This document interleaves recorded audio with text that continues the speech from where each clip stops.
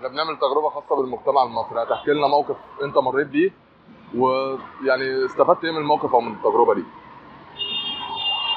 كنت مرة حبيت واحدة. تمام. ماشي. فمرة فضلت ماشي معاها بس يا دوب أسبوع. تمام. فالمهم إيه، واحد صاحبي كان اسمه شهاب. اه. فريم خارج من المدرسة وهي كانت خارجة من المدرسة. اه. فجه قال لي أنت بتمشي معاها ليه؟ فقلت له أنت عايز إيه؟ اه. فتاني يوم النهاردة جيت بقى أبص عليها ألاقيه هو ماشي معاها.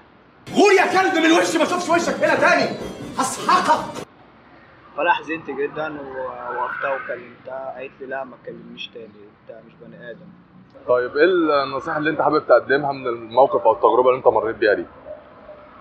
حابب اقول يعني ان اي حد ما يحاولش ان هو يعمل فيها ان هو الحبيب هو اللي مفيش زيه. لا، عادي جرب عادي، بس ما تحاولش تليك ماشي وراه، تليك ماشي معاه يبقى شكلك وحش. ما تخليكش كده. السلام عليكم. شكرا يا شباب.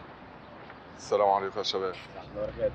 بص احنا بنعمل تجربه لليوتيوب، عايز بس اسالك يعني موقف انت مريت بيه او نصيحه حابب تقدمها للناس او حاجه انت شايفها معترض عليها وحابب. انت جيت لي الاثنين الصح بقى والله العظيم. يوسف علاء. بص قصه حياته احسن من قصه حياه. طب يلا قول. لا والله.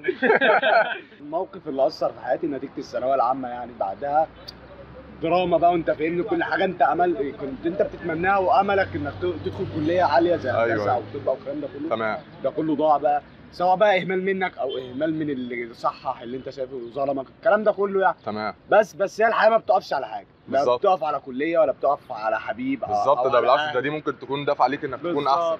بس فانت مهما دخلت كليه ايه، قمه او تجاره او حقوق او اي حاجه ممكن. انا في حقوق اصلا يعني. تمام. بس انت جايب امتياز.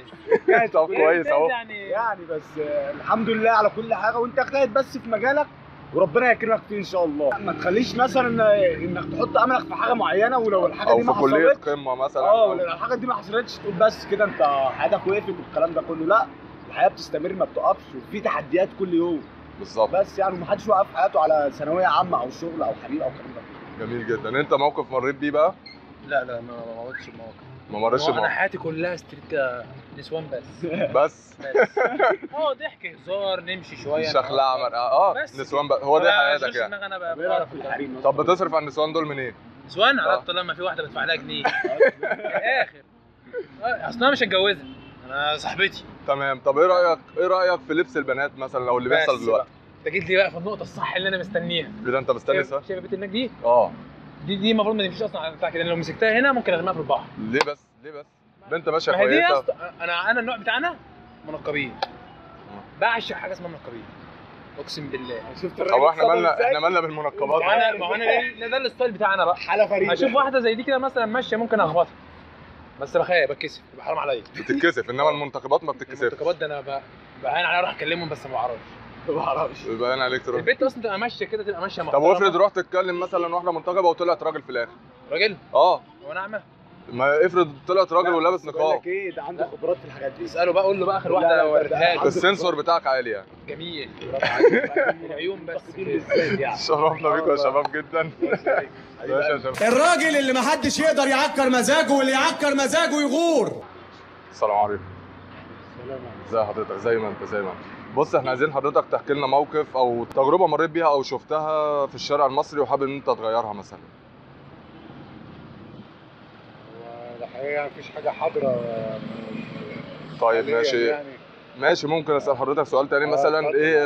ايه رايك مثلا في لبس البنات دلوقتي او اللي بيحصل او الشباب؟ حاجه مثلا نظره معينه من حضرتك شايفها للموضوع ده؟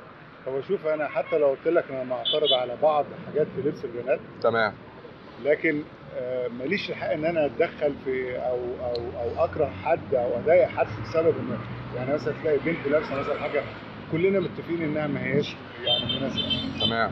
ولكن في نفس الوقت ده ما يدينيش الحق ان انا هي مش فكره اقول لها كلمه او كده. لا مش فكره اهانه. هو حضرتك مثلا شايف ان لبس البنات فيه مشكله او بتاع، فحضرتك ممكن توجه رساله مثلا او ده لا او ده خلاص، اللي عايز ياخد بالنصيحه اوكي.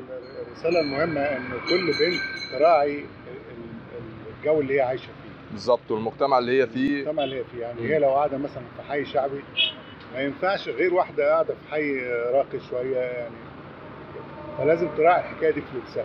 بالظبط. لبسها وشعرها مكياجها. تمام. ماشي. طيب في نصيحة معينة حضرتك حابب تقدمها يعني للشباب والبنات، المجتمع اللي احنا عايشين فيه دلوقتي، اللي بيحصل دلوقتي، نصيحة معينة، كلمة معينة حضرتك حابب تقولها؟ انا حابب اقول الشباب بتفكيره الحالي بيحس ان هو هيفضل شباب. انا تمام. عايز اقول له ان كل اللي انت بتفكر فيه ده يعني على انك شاب، الكلام ده هيجي له يوم وهيبقى مش موجود. فلازم تبقى هيدخل في مسؤوليات بقى لازم تبقى مستعد انت للمسؤوليات دي. تمام. بالظبط. ماشي. حضرتك حابب تقول حاجة تاني؟ لا، شكراً. ماشي. شكرا لحضرتك جدا واتشرفت بيك جدا. ثواني بس بعد اذنك. بص انا هسأل حضرتك بس على حاجة، موقف انت مريت بيه، احنا بنصور اليوتيوب يعني موقف ممكن نستفيد منه او تجربة انت مريت بيها.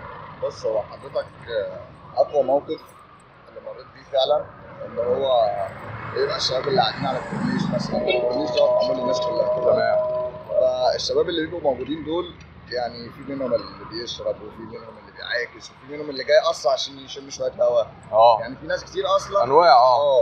فالمشكله دلوقتي اللي بيحصل دوت ان انا دلوقتي لو مش من هنا ومعدي وشايف حاجه زي كده هتاخد فكره مش كويسه. هاخد فكره مش كويسه زي البلد دي مش كويسه، زي البلد ديت ما فيهاش امن، ما فيهاش يعني رقابه على الحاجات دي. تمام.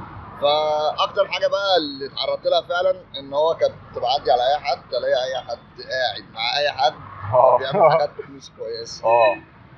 الحاجه اللي زي ديت انا بحب اتدخل فيها، بس مش هتقدر يعني ان انت تدخل. ممكن يقول لك انت مالك او بص يعني 3/4 الشعب المصري مقضيها كده.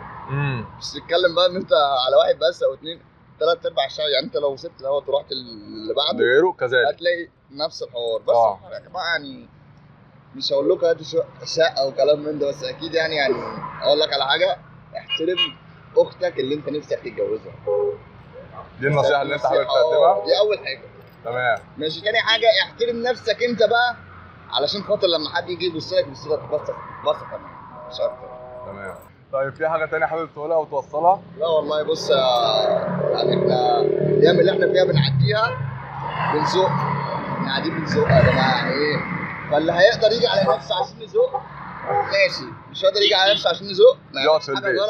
يقعد في البيت احسن. يقعد في البيت، ما يعملش اي حاجه غلط يبوظ بيها الدنيا. بس ده اللي انا نفسي اشوفه يعني. تمام جدا. ماشي. اتشرفت جدا بيك. حبيبي. ماشي.